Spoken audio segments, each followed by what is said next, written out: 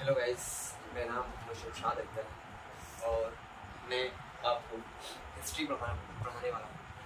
History history क्या है? तो हिस्ट्री सबसे बड़ी बात है कि हिस्ट्री को 3 भागों में बांटा गया है: एंशिएंट, मिडिवल और मॉडर्न। तो हम लोग आज मॉडर्न पढ़ाने वाले हैं। मॉडर्न इसलिए पढ़ाने वाले हैं कि कॉम्पिटिटिव एग्जाम में मॉडर्न का एक अच्छा खासा रोल देखने को मिलता है। और इसके बाद मैं एंशिएंट भी पढ़ाऊँगा और मिडिवल भी कवर कराऊँगा। पर अभी मैं स्टार्ट करने जा रहा हूँ मॉडर्न हिस्ट्री। तो चलिए गाइस, समझते हैं मॉडर्न हिस्ट्री को। मॉडर्न हिस्ट्री को समझने से पहले मॉडर्न हिस्ट्री को कई भागों में हम समझेंगे, ठीक है। तो आज मैं स्टार्ट करने वाला हूँ यूरोपीय कंपनी का आगमन। यूरोपीय कंपनी का आगमन कैसे हुआ उसको समझते हैं। उसको समझने के लिए सबसे पहले हमको समझना पड़ेगा वो एक दौर था जब भारत में एक तरफ चल रहा था मध्यकालीन में मुगलों का शासक था उस टाइम। और इधर यूरोप में औद्योगिकरण स्टार्ट हुआ, केंद्रीय औद्योगिकरण स्टार्ट हुआ था। और यूरोप के दो देश हैं, पुर्तगाल और स्पेन, इन्होंने भौगोलिक खोज की स्थिति को भौगोलिक खोज करना स्टार्ट किया। ऐसा नहीं है कि इससे पहले भारत का और यूरोप का व्यापार इससे पहले प्राचीन में और मध्यकालीन में होता रहा है, पर स्थल मार्ग से होता रहा है।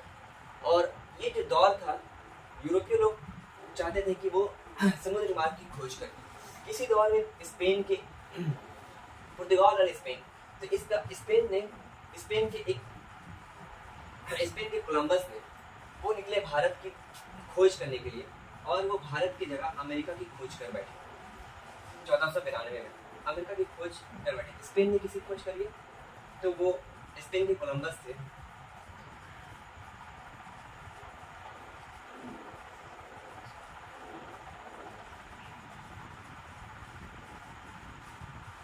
अमेरिका की खोज 1492 में।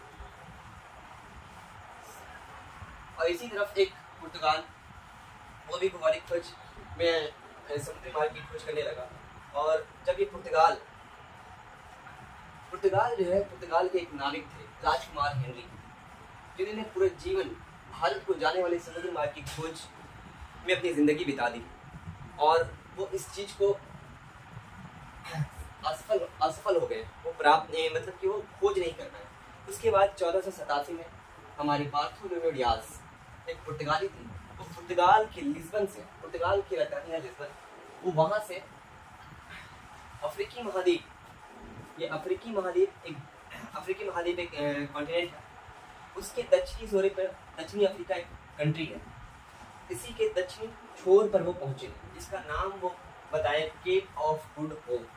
वहां तक वो पहुंचने के बाद उन्होंने किया था कि वो 1488 में वो पुनः पुर्तगाल लिस्बन लौट गए। अब जब वो लिस्बन लौट गए तो अभी तक भारत की समुद्री खोज हुई नहीं। उसके 10 साल बाद 1498 में वास्को डी गामा जो थे वो समुद्री खोज की ओर निकले। और जब वास्को डी गामा 1498 में केप ऑफ गुड होप पहुंचे, दक्षिणी छोर की केप ऑफ गुड होप पहुंचे, और वहां उन्हें मिला एक अब्दुल माजिद एक गुजराती व्यापारी थे, गुजराती पायलट थे। तो वो अब्दुल माजिद से मुलाकात हुई थी, तो वो और वास्को डी गामा दोनों ने भारत की ओर निकले और वो भारत में केरल के कालीकट बंदरगाह पर पहुंचे। और इसी तरह भारत का समुद्री मार्ग की खोज हुई, ठीक है। अब हम इसको समझते हैं कि जब समुद्री मार्ग की खोज हो गई, तो सबसे पहले पुर्तगाल आए थे 1498 में। उसके बाद डच आए 1605 में। उसके बाद अंग्रेज आए 1608 में। उसके बाद डेनिश आए 1620 में। उसके बाद फ्रांसीसी आए 1664 में। इसी क्रम में हम आपको हर एक टॉपिक पे बताएंगे कि पुर्तगाल जब वो भारत की खोज किया, समुद्री मार्ग की खोज किया, तो उसके बारे में बताएंगे वो कब आए और वो क्या मकसद। चलिए गाइस, हम लोग समझते हैं यूरोपीय कंपनी का स्थापना। यूरोपीय कंपनी का स्थापना के बारे में पढ़ेंगे। तो सबसे पहले पुर्तगाल ईस्ट इंडिया कंपनी की स्थापना 1498 में। और इन्होंने अपनी प्रथम फैक्ट्री कहाँ खोली थी? कोचीन में खोली थी 1503 में। और उसके बाद अंग्रेज ईस्ट इंडिया कंपनी की स्थापना 1600 में हुई थी। इन्होंने अपनी प्रथम फैक्ट्री कहाँ खोली थी? मसूलीपट्टनम में 1611 में खोली थी। उसके बाद बात करते हैं डच ईस्ट इंडिया कंपनी की स्थापना 1602 में हुई थी। इन्होंने अपनी प्रथम फैक्ट्री मसूलीपट्टनम में 1605 में खोला था। बात करते हैं डेनिश ईस्ट इंडिया कंपनी की स्थापना 1616 में हुई थी। इन्होंने अपनी प्रथम फैक्ट्री ट्रावनकोर 1620 में खोली थी। उसके बाद आते हैं फ्रांसीसी ईस्ट इंडिया कंपनी की स्थापना 1664 में हुई थी और इन्होंने अपनी प्रथम फैक्ट्री सूरत में खोली थी। अब ये फैक्ट्री जो खोली थी इसको हम लोग देखते हैं मैप के थ्रू कौन सी फैक्ट्री कहाँ पे है। ठीक है, थोड़ा समझने की कोशिश करते हैं। तो सबसे पहले बात करते हैं पुर्तगाल ईस्ट इंडिया कंपनी की स्थापना 1498 में जो हुई थी वो केरल के कोचीन, एक जगह है कोचीन, कहाँ है ये? केरल के। उसके बाद अंग्रेजी ईस्ट इंडिया कंपनी की स्थापना जब 1600 में हुई थी तो इन्होंने अपनी प्रथम फैक्ट्री कहाँ खोली थी? तो इन्होंने खोली थी मछलीपट्टनम, जिसे मछलीपट्टनम भी कहते हैं।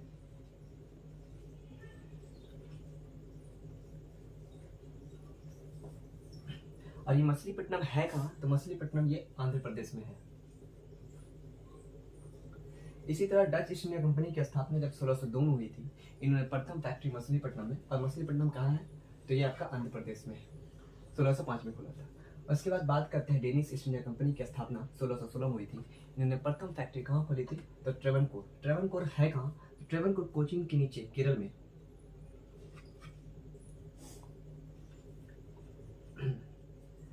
ठीक है, कोचीन के नीचे केरल में ट्रेवनकोर। उसके बाद बात करते हैं फ्रांसीसी ईस्ट इंडिया कंपनी की स्थापना 1664 में हुई थी और इसकी प्रथम फैक्ट्री कहाँ खोली गई थी? तो ये एक जगह है गुजरात। ठीक है, गुजरात की सूरत में।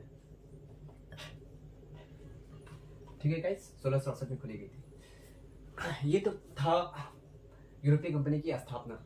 अब हम लोग बात करते हैं पुर्तगाल ईस्ट इंडिया कंपनी की जब स्थापना हुई तो उसके बारे में पढ़ते हैं। पहले पुर्तगाल पढ़ेंगे, उसके बाद अंग्रेजी ईस्ट इंडिया कंपनी पढ़ेंगे, उसके बाद डच पढ़ेंगे, उसके बाद डेनिश पढ़ेंगे, उसके बाद फ्रांसीसी ईस्ट इंडिया कंपनी कैसे कैसे आए थे इसके बारे में पढ़ेंगे। चलिए गाइस समझते हैं पुर्तगाली ईस्ट इंडिया कंपनी की जो स्थापना हुई थी वो कौन किया था? तो Vasco D gamma. Vasco D gamma 17 मई 1498 में कहाँ आए थे? तो वो कहाँ आए थे? केरल के कालीकट बंदरगाह पे पहुंचे थे 17 मई 1498 में। जब वो केरल के कालीकट बंदरगाह पर पहुंचे वास्को डी गामा, तो वहाँ के एक राजा थे जेमुरीन। जेमुरीन ने उनका भव्य स्वागत किया और जहाज़ों को मसालों से भर दिया, काफ़ी सारे मसालों से जहाज़ों को भर दिया। और वो जब वो जाने लगा, जब मसालों को जहाज से भर दिया गया और जब वो यूरोप गए, वास्को डी गामा जब यूरोप गए तो यूरोप में वो जब मसालों को बेचे तो उन्हें 60 गुना मुनाफा हुआ था। ठीक है ना। उसके बाद वास्को डी गामा पुनः 1502 में दूसरी यात्रा के लिए भारत के कालीकट बंदरगाह पर पहुंचे। पर हुआ क्या ना, जब कालीकट बंदरगाह पर पहुंचे तो जेमुरीन से उनका अब दोस्ती नहीं था। क्यों? उससे पहले हुआ क्या था ना कि पेड्रो अल्वारेज कैब्रेल एक द्वितीय पुर्तगाली यात्री था। इन्होंने क्या किया, 1500 में कालीकट पहुंचा और जेमुरीन के राजा से युद्ध हुआ और उसे पराजित कर दिया। ठीक है ना। इसी कारण जब वास्को डी गामा 1502 में दूसरी यात्रा के लिए आया, भारत के कालीकट पहुंचा, तब उसका संबंध जेमुरीन से अच्छा संबंध नहीं रहा। ठीक है। और इसी कारण हम लोग देखते हैं 1503 में पुर्तगालियों ने कोच्चि का किला जीत लिया। कौन सा किला जीत लिया? तो कोच्चि का किला जीत लिया और इन्होंने अपनी प्रथम फैक्ट्री कहाँ डाली? तो वो डाली कोच्चि में। ठीक है। 1503 में जब पुर्तगालियों ने कोच्चि का किला जीत लिया, उसके बाद हमारे आते हैं फ्रांसीसी डी अल्मोड़ा। उसके बाद फ्रांसीसी डी अल्मोड़ा जब आते हैं तो 1505 से 1509 तक इनका शासनकाल रहता है। जब फ्रांसीसी डी अल्मोड़ा आते हैं तो इन्हें भारत का प्रथम गवर्नर नियुक्त किया जाता है, फ्रांसीसी डी अल्मोड़ा को। उसके बाद ब्लू वाटर पॉलिसी, शांत जल की नीति भी कौन लाया था? तो फ्रांसीसी डी अल्मोड़ा ने लाया था। इसका मकसद ये था कि भारत में तभी समुद्र शक्ति को मजबूत किया था जब वो ब्लू वाटर पॉलिसी, शांत जल की नीति अपनाया था। उसके बाद हम बात करते हैं काटेज प्रणाली। काटेज प्रणाली क्या था समझते हैं। काटेज प्रणाली क्या था ना कि भारतीय जहाज के जितने भी कैप्टन थे, ठीक है ना, उन्हें गोवा के वायसराय से लाइसेंस लेना होता। मतलब पुर्तगालियों का गोवा पे कब्जा था और वहाँ के वायसराय से लाइसेंस या पास लेना होता था। अगर जिनके पास लाइसेंस या पास नहीं होता था तो उनके जहाजों को क्या कर लिया जाता था? लूट लिया जाता था। और इसी प्रणाली को कहते थे काटेज प्रणाली। ठीक है ना। उसके बाद 1503 में कोच्चि और 1505 में कुन्नूर में व्यापारिक केंद्र स्थापित किया गया था। क्या किया गया था? 1503 में कोच्चि में और 1505 कुन्नूर में व्यापारिक केंद्र स्थापित किया गया। ये हमारे फ्रांसीसी डी अल्मोड़ा ने किया था। उसके बाद हम आते हैं तो अल्फांसो डी अल्बुकर्क, उसके बाद 1509 से 1515 तक अल्फांसो डी अल्बुकर्क रहते हैं। इन्हें जो गवर्नर होता है ना, ये प्रथम गवर्नर जरूर नियुक्त किए गए थे फ्रांसिस डी अल्मोड़ा, पर वास्तविक गवर्नर जो है वो अल्फांसो डी अल्बुकर्क को ही माना जाता है, ठीक है। इन्होंने क्या किया कि 1510 में बीजपुर एक जगह है, उस बीजपुर के शासक थे यूसुफ आदिल शाह। उससे क्या किया उन्होंने क्या किया, गोवा जीत लिया, ठीक है। क्या जीत लिया? गोवा जीत लिया बीजपुर के शासक से। कब जीता था? तो 1510 में। उसके बाद 1511 में मलक्का और 1515 में हारमुज जलसंधि पर अधिकार कर लिया अल्फांसो डी अल्बुकर्क ने। क्या किया? 1511 में मलक्का पर और 1515 में हारमुज जलसंधि पर अधिकार कर लिया। और अल्फांसो डी अल्बुकर्क जो था वो क्या किया ना कि वो उसका मकसद ये था कि भारत में ईसाई मत का प्रचार करने आया था। वो तो व्यापार करने आए थे पुर्तगालियों पर, इसका छुपा हुआ एक इरादा ये था कि वो ईसाई मत का प्रचार करने के लिए वो और क्या कर सकते थे। तो उन्होंने क्या किया ना कि हिंदू महिलाओं के साथ विवाह की नीति अपनाई कि इससे क्या होगा कि ईसाइयों का बढ़त होगी। उसके बाद उन्होंने क्या किया ना, सती प्रथा का विरोध करने वाले प्रथम व्यक्ति जो थे वो कौन थे? सती प्रथा उस टाइम बहुत ही प्रचलित था और अल्फांसो डी अल्बुकर्क ने क्या किया था ना, उसका विरोध करने वाले प्रथम यूरोपीय व्यक्ति थे। उसके बाद विजयनगर के शासक कृष्णदेवराय के साथ अल्फांसो डी अल्बुकर्क का अच्छा संबंध था और सबसे मजबूत नौसेना शक्ति स्थापित अगर वो किया था तो वो अल्फांसो डी अल्बुकर्क था। उसके बाद क्या हुआ ना कि 1515 में अल्फांसो डी अल्बुकर्क का गोवा में क्या हो गया ना, मृत्यु हो गई। उसके बाद हम अल्फांसो डी अल्बुकर्क ये रहा। उसके बाद हम पढ़ेंगे नीनो डी कुन्हा के बारे में। अब हम समझते हैं नीनो डी कुन्हा के बारे में। नीनो डी कुन्हा 1529-38 तक शासनकाल रहा। इससे पहले क्या था ना कि पुर्तगाल की राजधानी जो थी वो कोचीन थी, पर जब नीनो डी कुन्हा शासक बना तो इन्होंने अपनी राजधानी कोचीन की जगह गोवा को राजधानी बना दिया। और इन्होंने क्या किया कि 1534 में सदगांव और चटगांव में फैक्ट्री स्थापित की। इसी के साथ ही दीव और बसीव में गुजरात के शासक थे राजा बहादुर शाह से छीन लिया गया। दीव और बसीव को किसे छीन लिया गया था? नीनो डी कुन्हा ने क्या किया, दीव और बसीव को गुजरात के शासक राजा बहादुर शाह से छीन लिया। और जब राजा बहादुर शाह से छीन लिया गया तो उन्हें 1537 में पुर्तगाली जहाज में बुलाया गया। कहाँ बुलाया गया? 1537 में पुर्तगाली जहाज में बुलाया गया और उन्हें हत्या कर दी गई, ठीक है गाइस। अब हम लोग समझते हैं एक पॉइंट है Estado the India. Estado the India क्या था ना कि एस्तादो द इंडिया में स्पेन और पुर्तगाल दोनों का हिंद महासागर पे अधिकार था। पर स्पेन ने क्या किया ना, स्पेन के राजा थे सम्राट चार्ल्स पंचम। उन्होंने क्या किया ना, हिंद महासागर को छोड़कर चले गए और वह दक्षिणी पूर्व फिलीपींस की तरफ चले गए वो, ठीक है ना। जिस कारण पुर्तगालियों का हिंद महासागर पे अधिकार हो गया, जिस कारण उसे बोलते थे एक छत्र बादशाह बन गया वो एस्तादो द इंडिया। कौन? पुर्तगाली जो थे। और ये बहुत कुछ किए थे। जैसे पुर्तगाली ने क्या किया था, युद्ध की यूरोपीय कला और गॉथिक स्थापत्य शैली की शुरुआत किसने की थी? तो वो पुर्तगालियों ने की थी। युद्ध की यूरोपीय कला और गॉथिक स्थापत्य शैली की शुरुआत किसने की थी? तो पुर्तगालियों ने की थी। पुर्तगालियों ने और क्या किया था कि जहाज पर तोप का उपयोग की शुरुआत भी सबसे पहले किसने की थी? तो वो पुर्तगालियों ने ही की थी, जहाज पर तोप का उपयोग। उसके बाद पुर्तगालियों ने क्या किया कि जब पुर्तगाली आए थे तो अपने साथ आने के साथ वो भारत में बहुत सारे खेती प्रारंभ किए थे। जैसे वो तंबाकू, अफीम, अनानास, आलू, लाल मिर्च और काजू की खेती प्रारंभ की थी। कहाँ की थे? भारत में। पुर्तगालियों की ही देन थी ये। उसके बाद 1556 में पुर्तगालियों ने क्या किया, प्रिंटिंग प्रेस की स्थापना की थी। कहाँ की थी? प्रिंटिंग प्रेस की स्थापना की थी पुर्तगालियों ने। उसके बाद पुर्तगाली आए थे सबसे पहले ही भारत में, ठीक है ना, और गए थे सबसे लास्ट में। वो पुर्तगाली जो थे आए थे सबसे पहले भारत में, पर वो जब गए थे, जब भारत आजाद हुआ तो उसके बाद सबसे बाद में गए थे पुर्तगालियों ने 1961 में, ठीक है गाइस। तो आज मैं आपको पुर्तगालियों के बारे में पढ़ाया हूँ।